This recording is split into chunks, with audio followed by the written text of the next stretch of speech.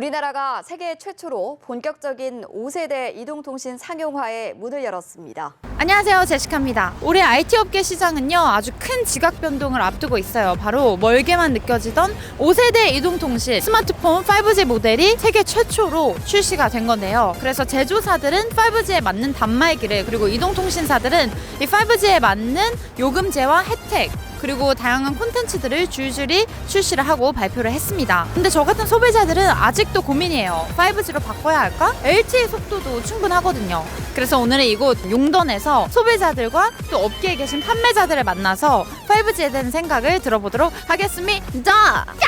5G에 대해서 들어보신 적 있으세요? 네. 네네.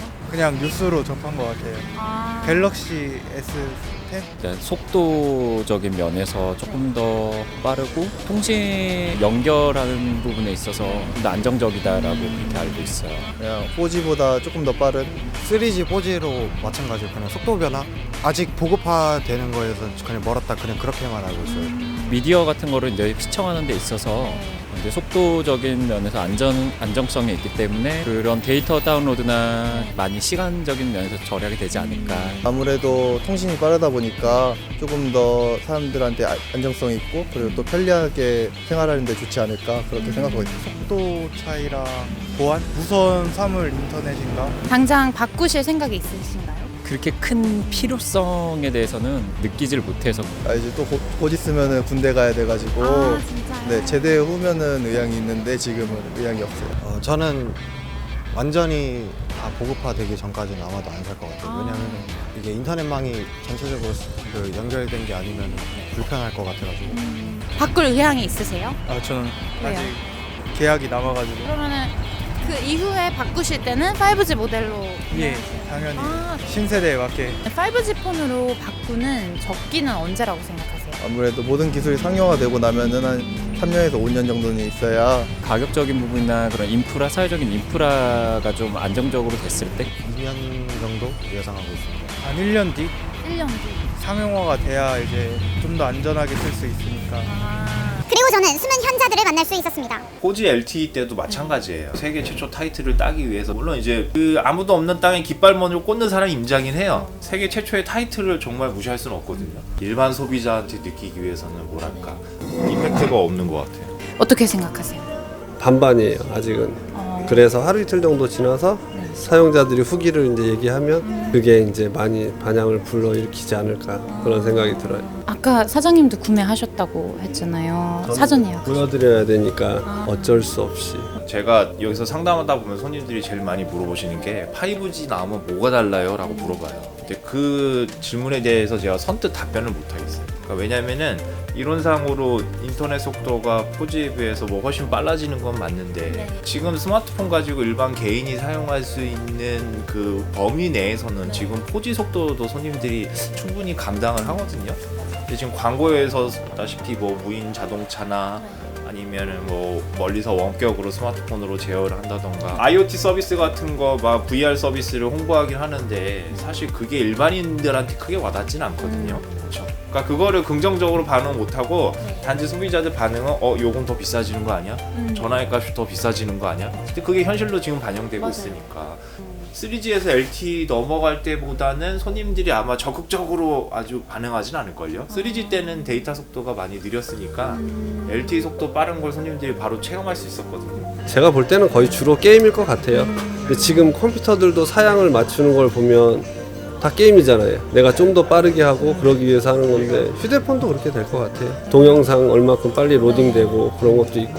합리적이라고 생각을 하시는 거예요? 처음에 요금제도 SK가 그 방통위에 인가 받을 때 다 고가 위주로 설정했다고 해서 1차 반려가 났잖아요.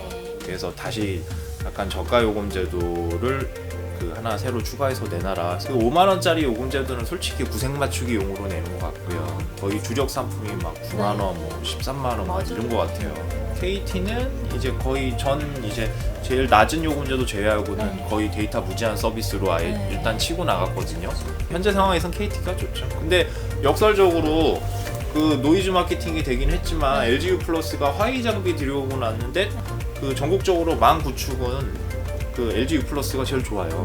그러니까 만약 그 통합 품질을 그러니까 인터넷 품질이나 통합 품질을 만약에 보시는 분들이라면 LG U 플러스도 생각하시겠지만 또 보안이나 뭐 백도어 이런 거 걱정하시는 분들한테는 또 SK랑 KT로 권해야겠죠. 그러니까 역사적으로 SK가 제일 뒤처진 것 같아요. 이 통신사 시장에서는 약간 탑이었잖아요. 계속. 이게 LTE 시장도요. 맨 처음에 그 3G에서 넘어왔을 때 네. 기지국들이 다 설치가 안 된 상태에서 서비스를 시작해서 안테나들이 들쑥날쑥이었어요. 그래서 통합 품질이 안 좋고 잘 안 됐는데 그때는 솔직히 회사들끼리 서로 우리께 좋다고 경쟁해봐야 일반 소비자들은 못 느껴요. 그러니까 SK는 3G 때 워낙 이제 견고하게 이제 가입자층을 확보해서 그 가입자층을 그 뭐죠 유지하는 축에서 이제 그대로 넘어갔기 때문에 그때도 SK 선호도가 높았을 뿐이에요. 근데 지금은 좀 다를걸요. 일단 5G 쓰려는 이유가 빠른 속도, 편리성 그런 것들인데 비용을 조금 내면서 무제한으로 쓸 경우에는 LTE 쓰는 게 낫죠. 그럼 제 생각에는 너무 최고 뭐 13만 원까지는 아니어도 한 10만 원 정도? 왜냐하면 할인율도 좀 많이 적용되고 하니까 그 정도 선에서 써보고 요금제는 어차피 차츰 더 다양하게 나올 거니까 요금제를 보면 KT가 조금 더 좋더라고요 항상. 그래서 LG가 KT 걸 좀 따라하고 SK는 그냥 조금 더 비싸도 그냥 고수하는 것 같아요. 다른 멤버십 포인트나 이런 걸로 좀 커버하는 것 같은데 싸진다기보다는 어차피 5G 자체가 아주 빠른 인터넷 속도를 지원을 해야 되니까 여기에 저가형 모델이 나오는 건 또 뭔가 이상해요. 당분간은 안 맞을 것 같아요. 그래서 제가 만약에 그 통신사나 아니면 제조사 관련 담당이라면 저가 보급형을 내놓는다면 LTE로 내놓을 것 같고요. 4G로. 그리고 무조건 고사양은 5G로 이렇게 이원화를 시켜야 될 것 같아요. 그렇다고 우리가 5G 서비스를 시작했다고 해서 4G 서비스를 당장 없앨 건 아니잖아요. 그거는 어차피 소비자 심리니까요. 근데 그만큼 남들이 이용하는 거를 좀 늦게 이용한 거니까 그거는 어차피 기회비용하고 비슷하다고 생각해요. 신상 사는 제품하고 1년 지난 제품을 사는 거랑은 엄연히 가격 차이가 있어야 된다고 생각하니까요. 소비자들 자체가 지금 심리가 최소 1년 이상은 볼걸요. 왜냐면 지금 LTE로도 불편한 점이 없어요. 이 스마트폰도 마찬가지고 사람들의 심리적인 가격 마지노선이 원래 100만 원 미만이었어요. 그래서 뭐 99만 8,800원, 뭐 89만 9,800원. 그 제조사들이 금액대를요 막 거의 9천 몇백 원, 뭐 8천 몇백 원 괜히 이렇게 책정하는 게 아니거든요. 그 금액대를 뚫지 않기 위해서 최대한으로 낮추려고 하는 건데 이거는 100만 원이 다 넘어가고 뭐 130만 원, 150만 원대가 넘어가니까요. 솔직히 스마트폰 사는데 부담이 너무 가중될 거예요, 손님들한테. 두 번째 파스 정도 나오는 거? 그러면 가을이게 그러니까 8, 9월쯤? 네, 그때는 좀 뭐 분량이라든지 이런 게 좀 수정이 될 테고 디자인도 조금 이쁘게 나올 테고 첫 번째는 아무래도 좀 먼저 쓰고 싶은 사람들이 많이 쓰는 경향이 있고 LTE도 그랬듯이 한 두 번째 나온 모델부터가 좀 괜찮을 것 같아요. 올해로 따진다면 물론 2년 3년 뒤에 훨씬 좋겠죠. 그러니까 이게 어떻게 보면 매니아층이 소비를 선도한다고 볼 수도 있거든요. 처음에는. 그러니까 이제 분명히 아마 이제 요즘 뭐 유튜브 시대, 뭐 트위치 시대 이러니까 그런 뭐 BJ나 스트리머들이 그런 고사양 전화기를 그것도 아마 일종의 마케팅 효과겠죠. 먼저 가입들을 해서 홍보를 할 거예요. 그런 식으로 제조사에서도 만나 서로 윈윈할 텐데 그런 식으로 해서 일반 소비자가 5G를 쓰는 사람을 보니까 이게 좋구나 4G보다 뭔가 이제 실생활에서 느낄 수 있게 해줘야죠. 지금 TV 광고로 봐서는 사람들이 5G가 좋은 걸 못 느껴요. 뭐 VR 헤드셋 써서 야구 응원하는 건 전혀 의미 없어요.